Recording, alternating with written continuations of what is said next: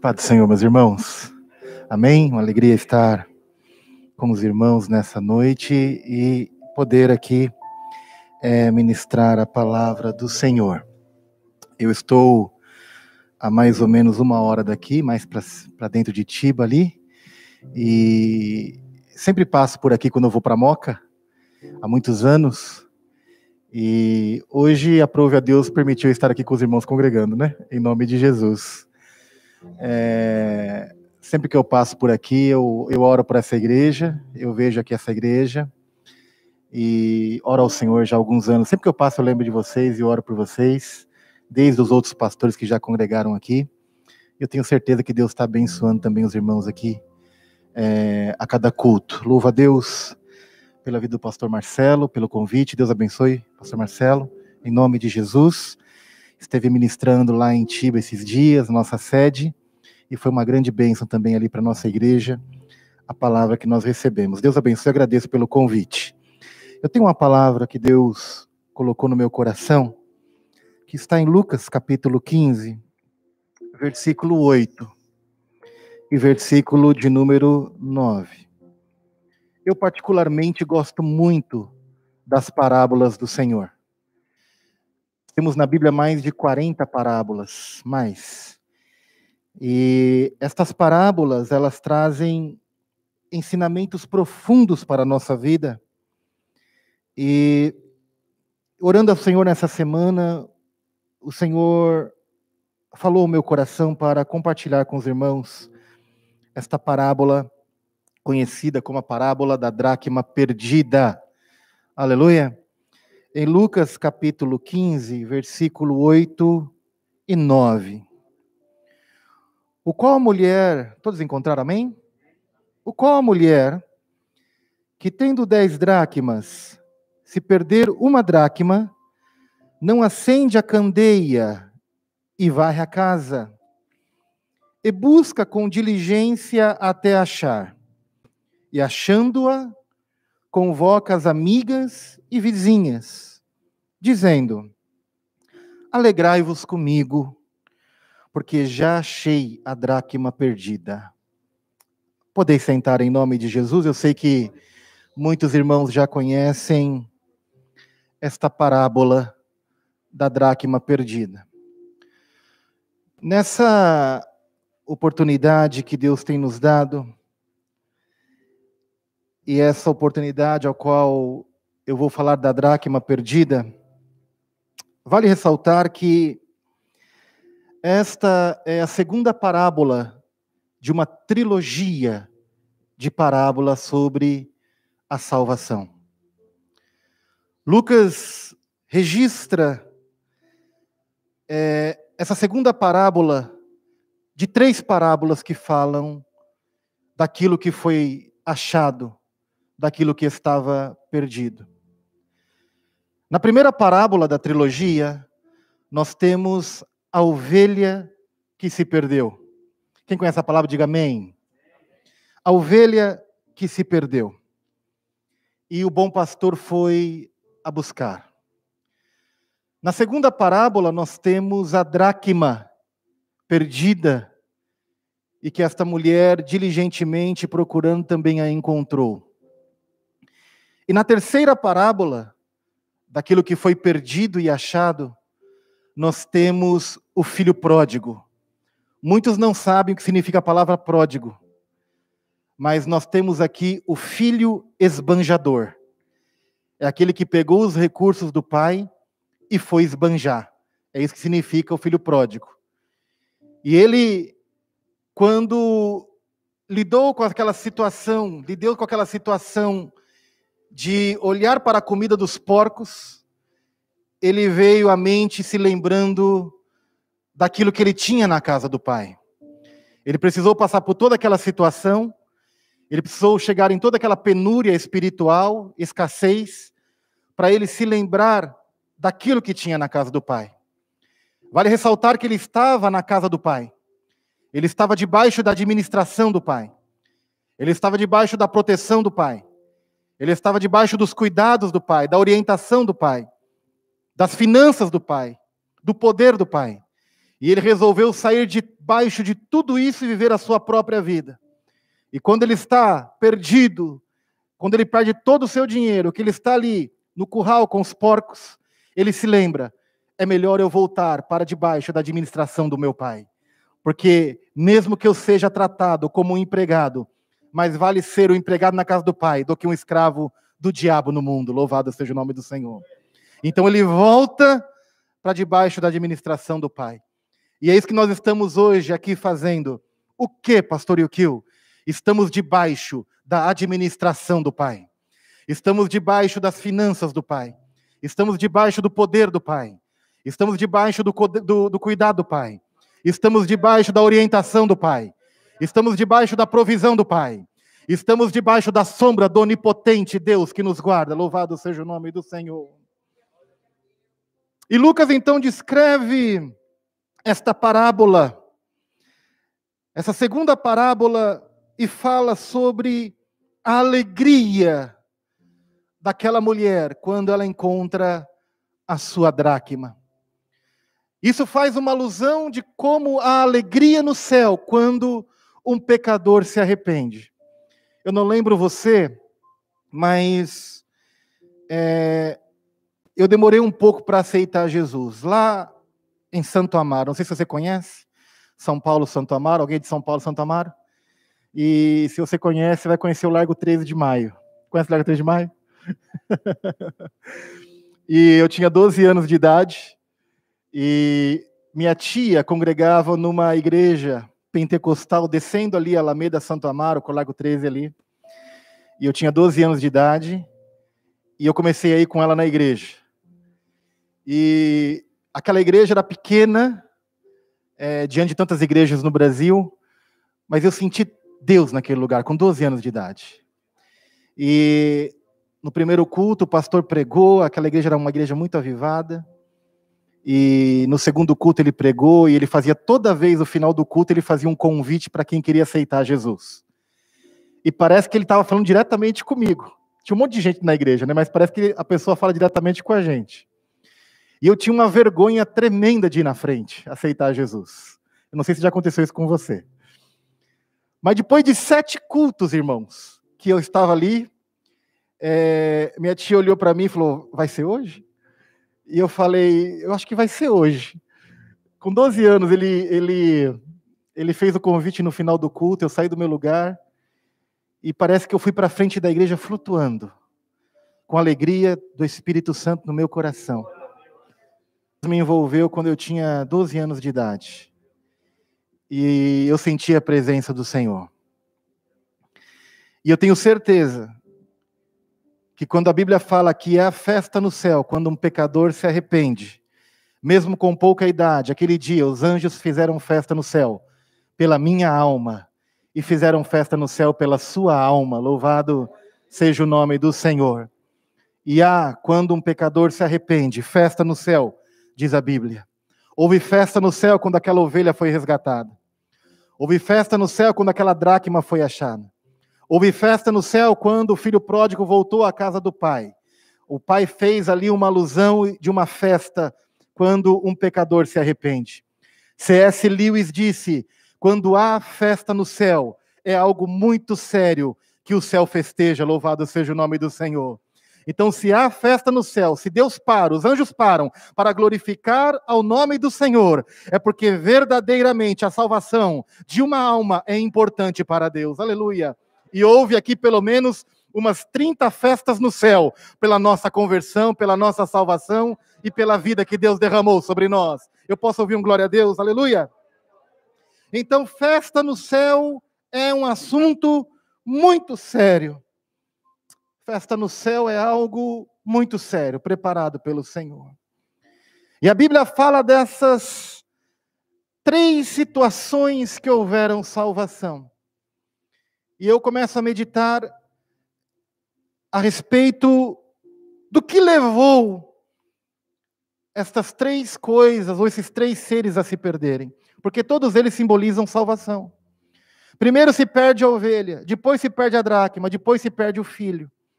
Não apenas o momento da festa no céu, mas também um momento que levou a ovelha a se perder, que levou a dracma a se perder, que levou o filho a se perder. Você já pensou nisso? O que levou eles a se perderem? E eu entendo aqui que o primeiro ponto que leva, e nós devemos estar atentos a isso, o primeiro ponto, a primeira parábola a respeito da ovelha que se perdeu, eu acredito que existem muitas formas de se perder, mas aqui eu entendo 3 principais formas de se perder. E a primeira é a ovelha que se perdeu. E todos aqueles que mexem com ovelhas, todos os pastores sabem que uma ovelha se perde porque ela se distancia do rebanho. Toda ovelha de um rebanho que se perde é porque ela se distanciou do rebanho.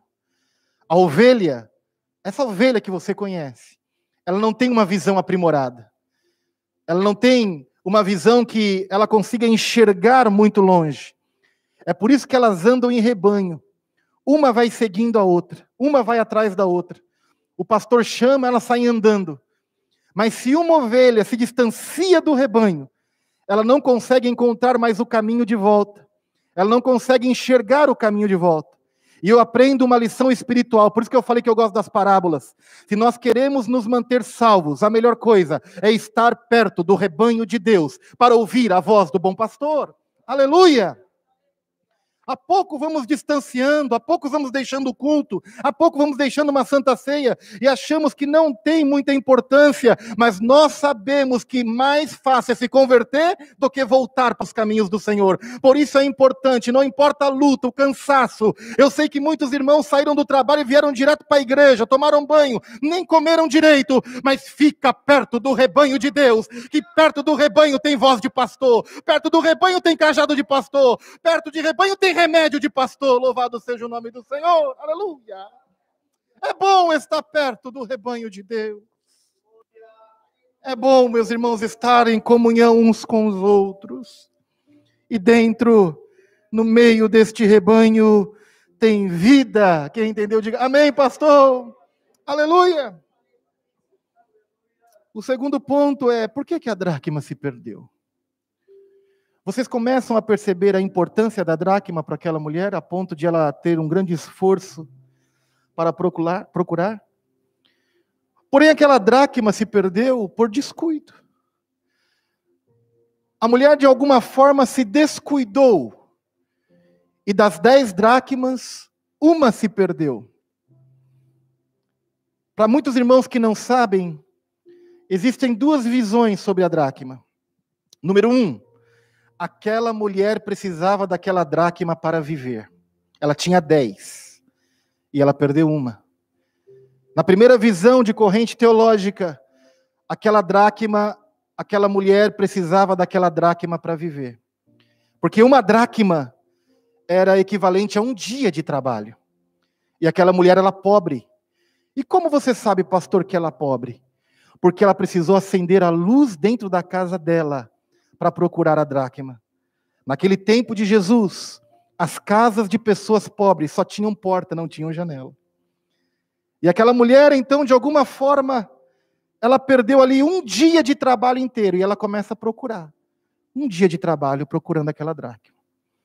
A outra corrente teológica é que aquela dracma fazia parte de uma tiara de noivado. Onde, até hoje, no Oriente Médio, não sei se você já viu, as mulheres usam essa tiara na testa, onde ficam pendurados os pendentes. Isso acontece muito no Oriente Médio. E aquelas dracmas provavelmente foi dada por um noivo, um homem que fez um compromisso com ela. E quando havia um compromisso de noivado para um casamento, o noivo vinha e dava esse presente para a noiva. E ela então andava com aquela tiara de dracmas na rua, porque simbolizava que ela já tinha um noivo sobre ela.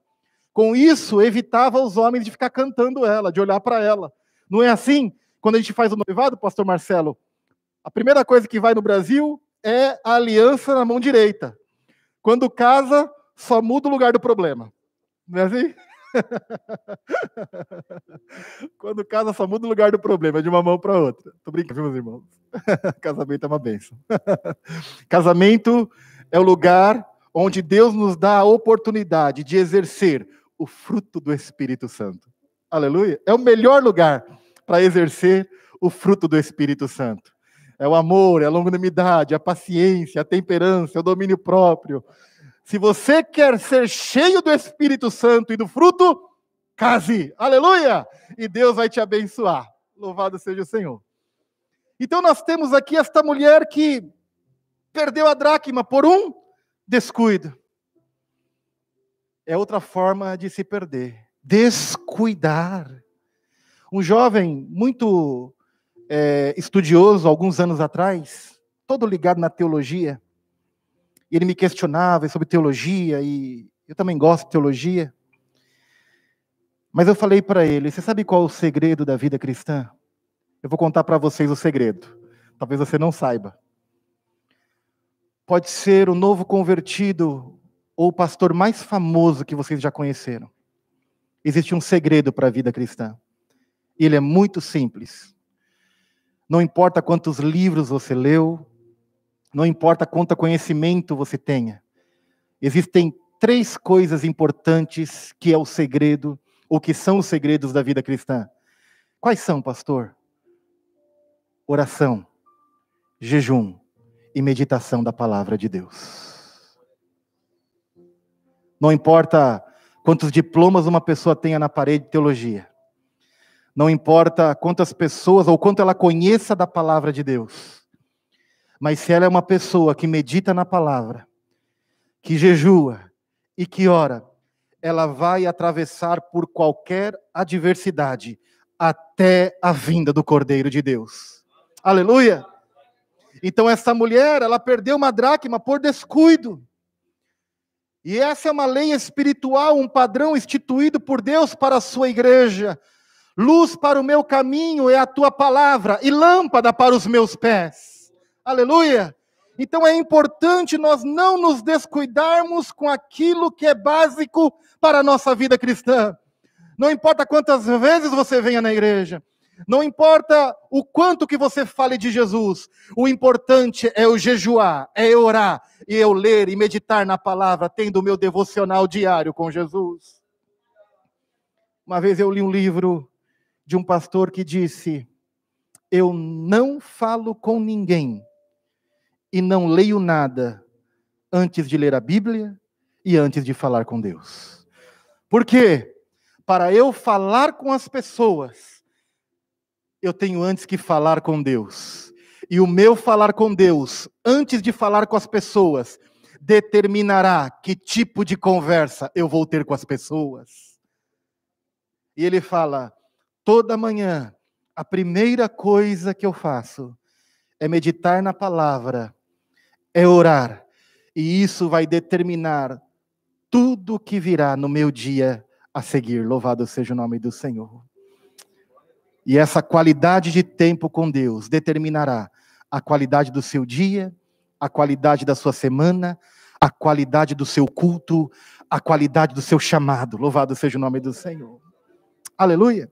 Note que a ovelha se perdeu e o bom pastor foi buscá-la. A dracma se perdeu e foi necessário a mulher ir buscá-la. Porque a dracma não se move. A dracma fica ali, estagnada num lugar. E a dracma estagnada num lugar não tem valor. Ela não perde o seu valor por ser uma dracma. Mas ela não tem utilidade porque está perdida, está parada, está inerte aquilo que está acontecendo. Uma dracma, ela só pode ser usada se estiver na mão do seu dono. Caso contrário, ela perde o seu objetivo, que é dar valor às coisas, comprar, trocar, ou enfim, como no casamento, mostrar que havia um compromisso com o noivo. Então aquela dracma estava ali, parada. Tinha valor? Tinha, mas não tinha utilidade. Por quê? Porque não estava na posse do seu dono. É por isso que nós, como igrejas do Senhor, precisamos estar na mão de Deus. Nós temos valor, mas Deus quer nos usar. Louvado seja o nome do Senhor. Aleluia!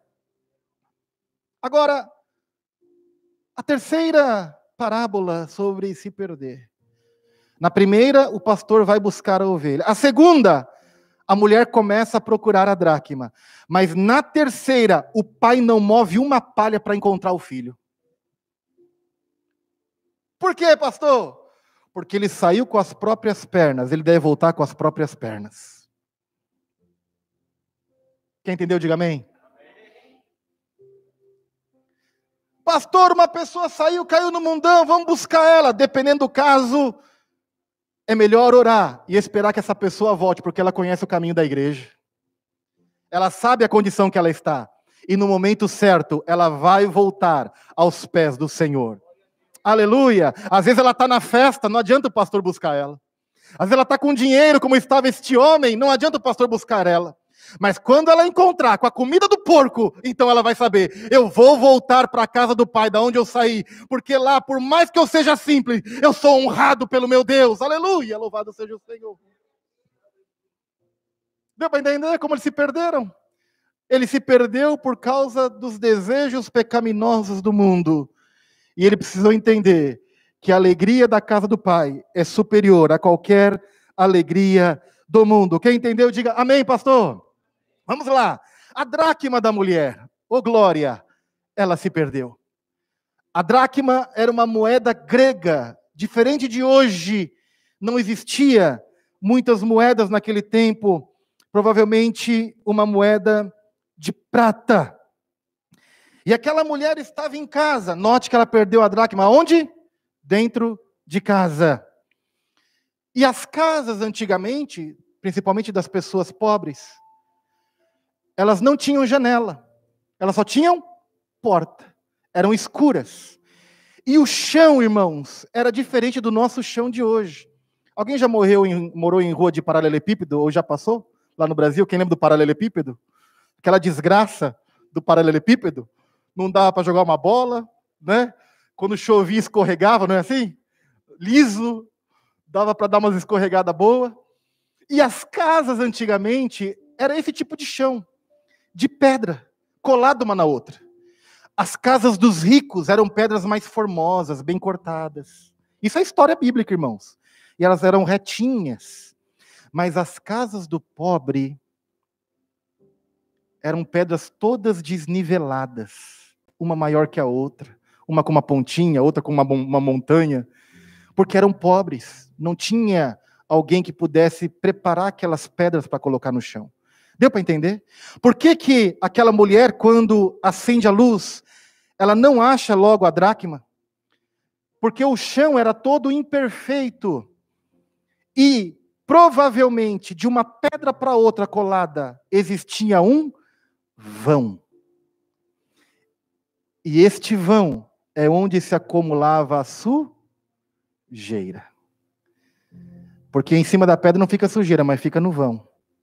E eu aprendo aqui uma lição muito importante da parte de Deus para nós. Cuidado com o vão. O problema não está em cima da pedra, o problema está no vão. O vão é o problema. Diga para o seu irmão aí, o vão é o problema. O problema está no vão. Mas olha que coisa interessante. Essa mulher, ela começa a procurar.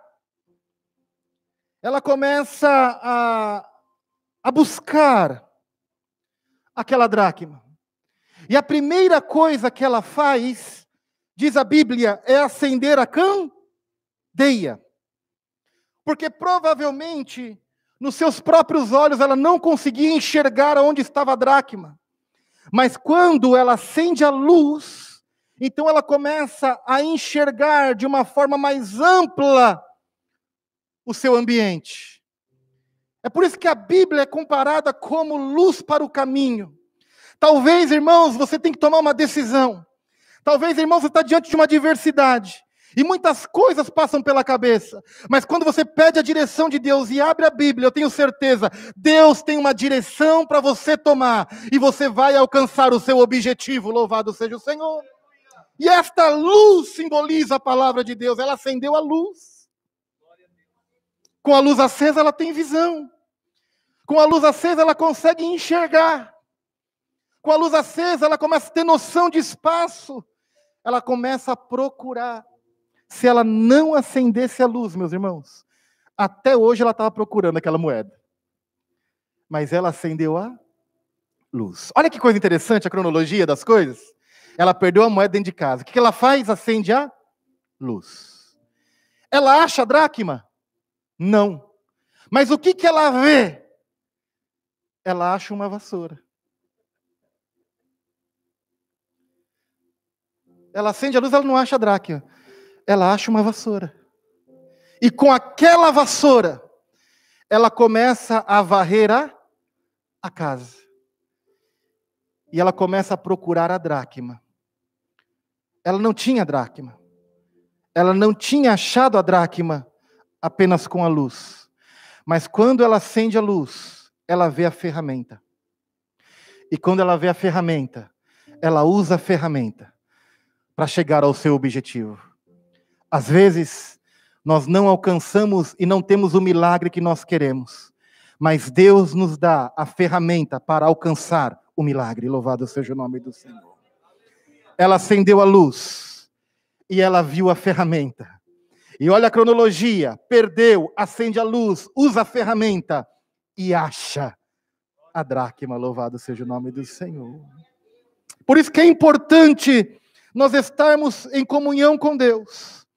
Porque esta luz, quando ilumina, vai nos dar possibilidade de enxergar alguma coisa que muitas vezes está perto de nós e nós não enxergamos, mas quando surge uma dificuldade, então nós conseguimos enxergar aquilo que Deus deixou preparado para que nós possamos usar e conquistar aquilo que nós queremos conquistar.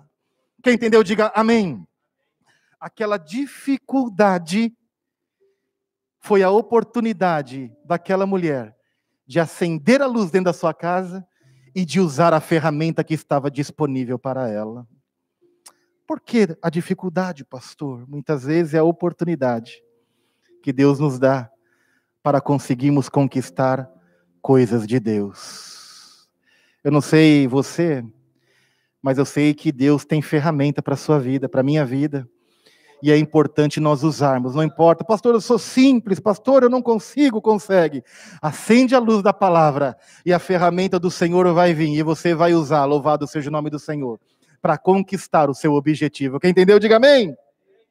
E ela acende a luz, e ela pega a vassoura, e ela varre, porque ela usa o instrumento para limpar a casa, louvado seja o nome do Senhor.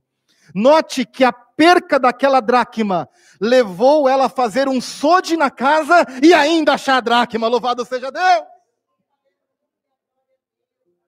Aleluia!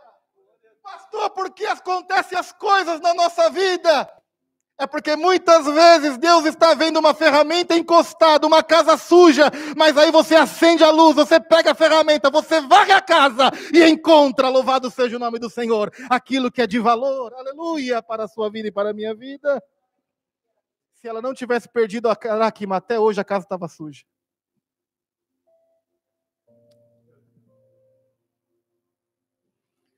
Vocês entenderam por que era necessário ela perder a dracma?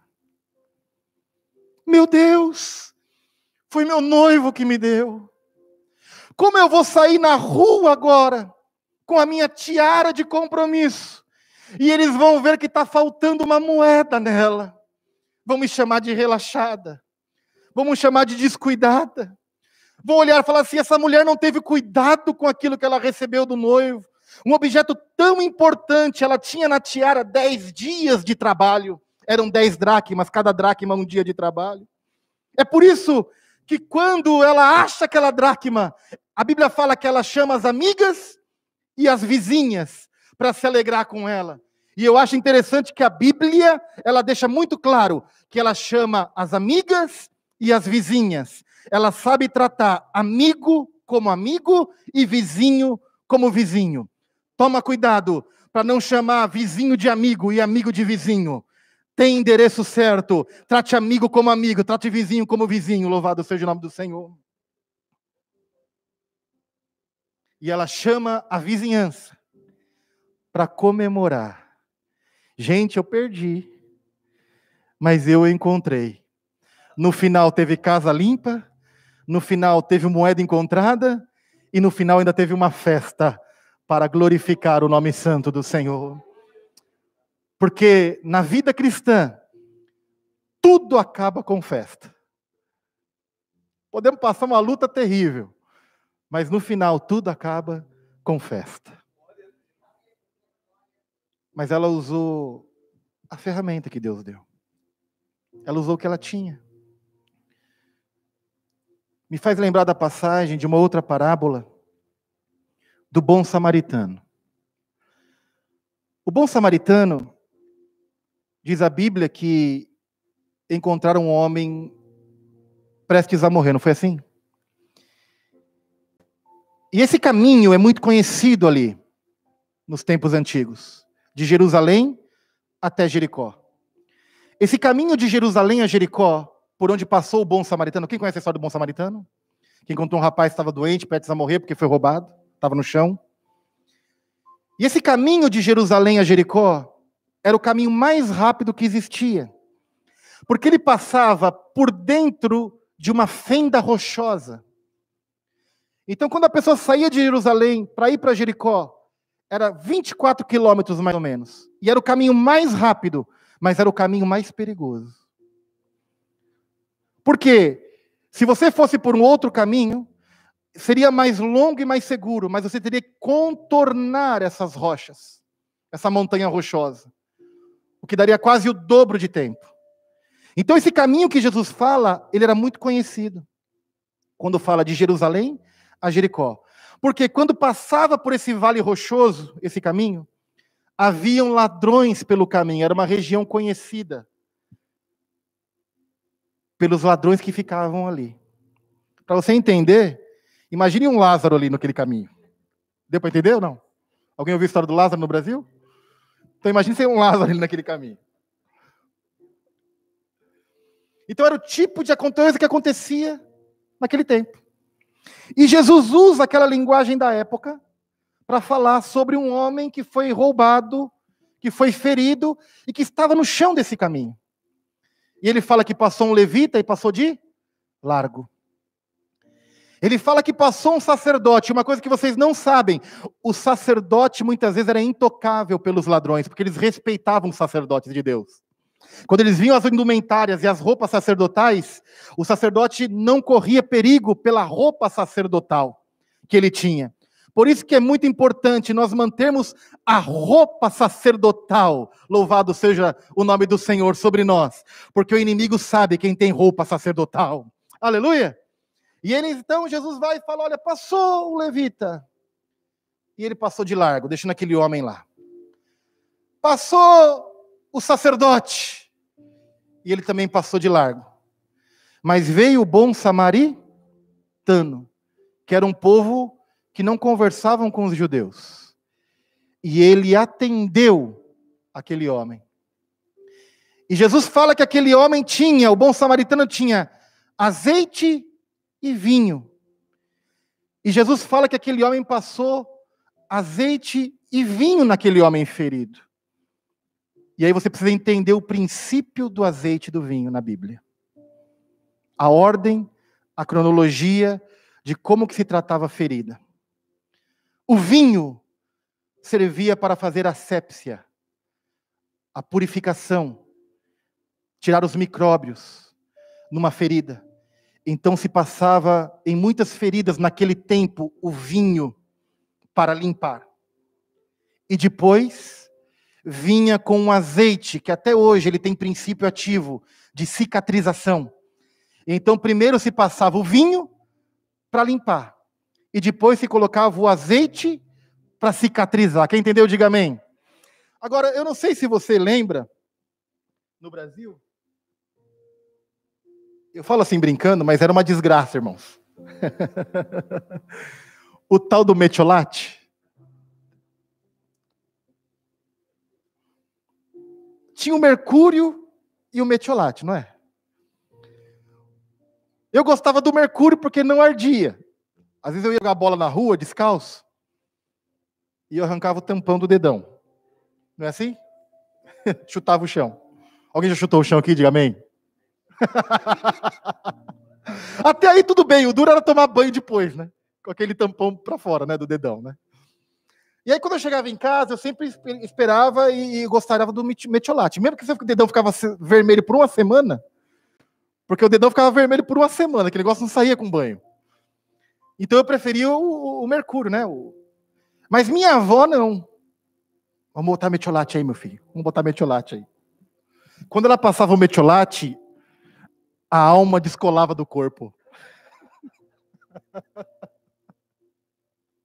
Irmãos, você ia ao inferno e voltava. Não é assim? E aquela dor, aquela... E é isso que acontecia quando se passava vinho nas feridas. Se passava vinho nas feridas. Naquele tempo, muitas pessoas passavam vinho por causa do álcool que havia, e ele purificava. Ardia, mas limpava. Às vezes nós ficamos chateados. Isso não acontece aqui não, viu? Só acontece lá onde eu dirijo a igreja, viu, pastor Marcelo? Porque o pastor chama atenção. Porque o líder dá uma correção.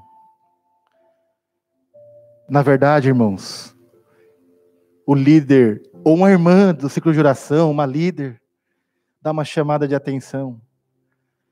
Na verdade, ela está passando vinho. Dói na hora, mas purifica. Quem entendeu, diga amém. Você pode agradecer a Deus pelo vinho? Arde, arde, mas purifica, louvado seja o nome do Senhor. E é importante entender que o tratamento precisa ser concluído. Aquele homem não precisava apenas do vinho sobre as suas feridas, porque o tratamento não ia ser completo. Muitas pessoas recebem o vinho e correm, mas o tratamento precisa ser concluído. Tem vinho, mas depois também tem azeite. Aleluia! E muitos fogem antes de chegar ao azeite. Muitos abandonam porque não entendem que tratamento de Deus na vida é purificação, é demonstração de amor. Aleluia! E aqueles que entendem, então eles recebem aquele vinho arde. É o metiolate de Jeová. Mas logo depois purifica. Depois vem o bálsamo, o azeite do Senhor e da vida. Aleluia! E é importante nós entendermos essas regras. Quantos aqui querem que os vinhos sejam passados na ferida? Aleluia!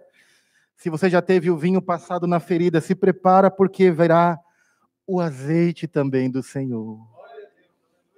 E o Senhor vai ungir, vai cicatrizar, vai sarar. E você e eu vamos nos alegrar. Por quê? Porque aceitamos o tratamento do Senhor, a sua palavra. Essa palavra confronta mesmo. Essa palavra nos faz melhor. Esta palavra trabalha em nós. Essa palavra move os móveis da casa. Louvado seja. Essa palavra faz varrer. Essa palavra faz limpar. Esta palavra confronta o nosso ser, mas é vida para os nossos ossos, é vida eterna para a nossa alma, louvado seja o nome do Senhor.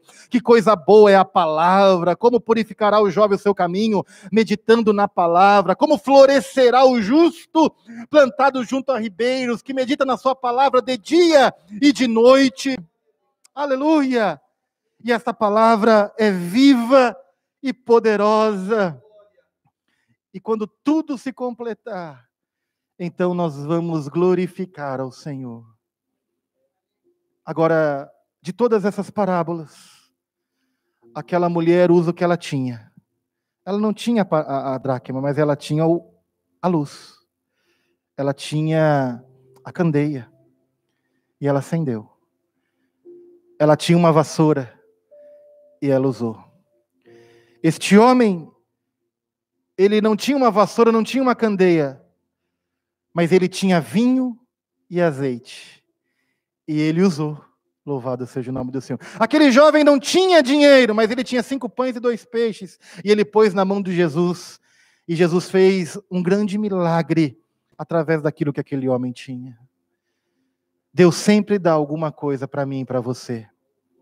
Deus sempre vai colocar uma ferramenta perto de você. Eu posso ter uma ferramenta, eu posso ter uma espada diante de um grande exército.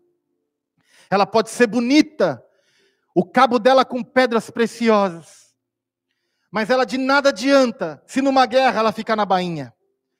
Ela só vai ter força e só vai ser utilizável se ela estiver nas minhas mãos para ser usada.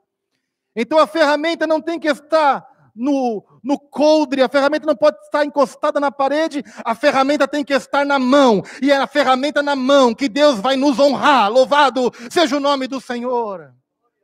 Aqueles homens construíram os muros de Jerusalém, e com uma mão tinha a ferramenta de construção, e na outra estava a arma de defesa. É com a ferramenta na mão que Deus vai honrar a sua igreja. É com a ferramenta na mão que o pai de família vai ser honrado. É com a ferramenta na mão que a mãe de família vai ser honrado. As crianças hoje nessa igreja estavam com a ferramenta na mão. Aleluia! Glória a Jesus. E a ferramenta tem que estar nas nossas mãos para sermos usados pelo Senhor.